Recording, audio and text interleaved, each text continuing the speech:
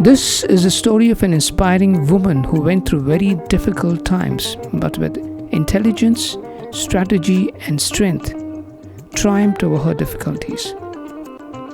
A story of an amazing woman, a great queen from Indian history.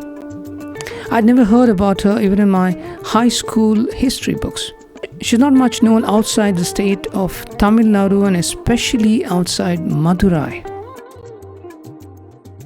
Rani Magammal, the Queen of Madurai. No history of Madurai is complete without mentioning the trials and tribulations of Rani Magammal, a woman of tact, political skill and great sagacity.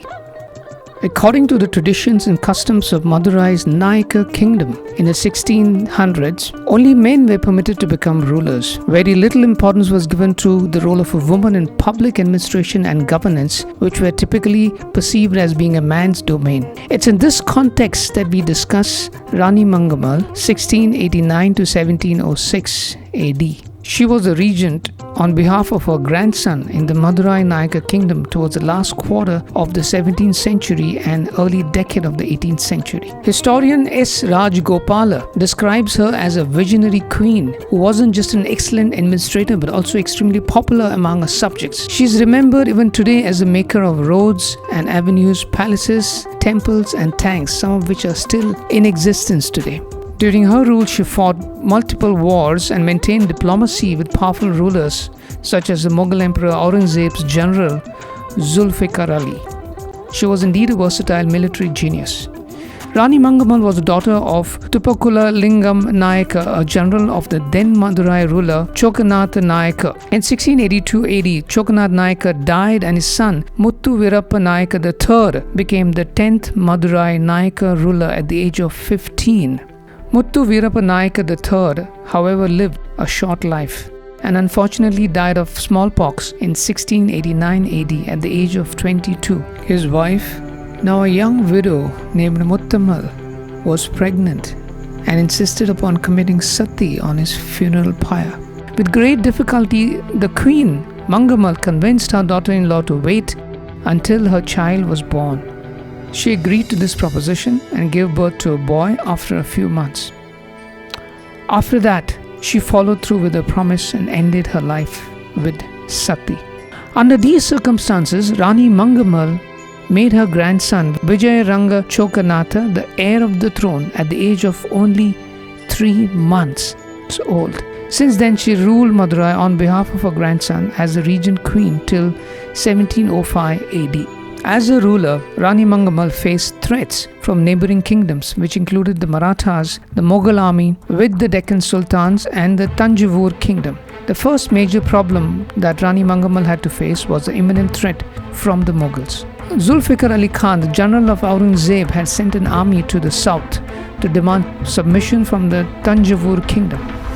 Rani Magammal carefully analyzed the situation and discovered that both the Maratha king Shaji of Tanjavur and Chikkadevraya, the king of Mysore, had sent their tribute to Zulfikar Ali. At that point, diplomatically, she too followed suit and sent her tribute, thus saving Madurai from violence and bloodshed.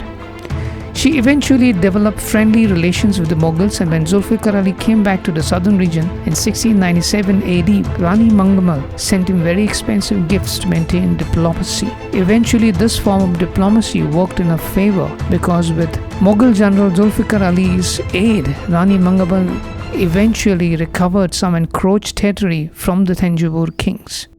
In 1697 AD, Rani Magammal sent an expedition to Travancore to punish its ruler Ravi Varma, who had attacked and destroyed an army sent from Madurai to Travancore. Rani Magammal's next war was against Shaji, the Maratha ruler of Tanjavur.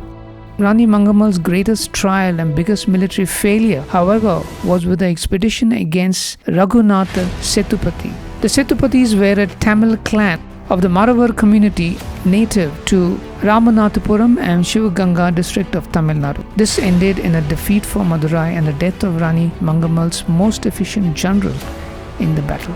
After this harsh military loss, the Madurai kingdom never recovered again. Rani Magammal died in 1706 and was succeeded by her grandson Vijayaranga Chokanatha Nayaka. Although she was a devout Hindu, Rani Magammal treated all religions with tolerance and respect. She donated jewels and made other endowments to several temples in her kingdom, including the Madurai Meenakshi Amma temple. She helped people of other different religious beliefs too. She opposed sati and refused to self-immolate herself even after her husband's death in 1682 because, according to her, the affairs of the state were too important to be ignored. Rani Magammal shines in almost solitary eminence as an individual who challenged that notion by questioning patriarchy long before that term was coined. The Rani was skilled, bold, charming, wise, and a great humanitarian, and till today is greatly revered and respected in Tamil Nadu. Her story has to be told to the rest of India. A salute to the Rani with a respectful bow. Thank you.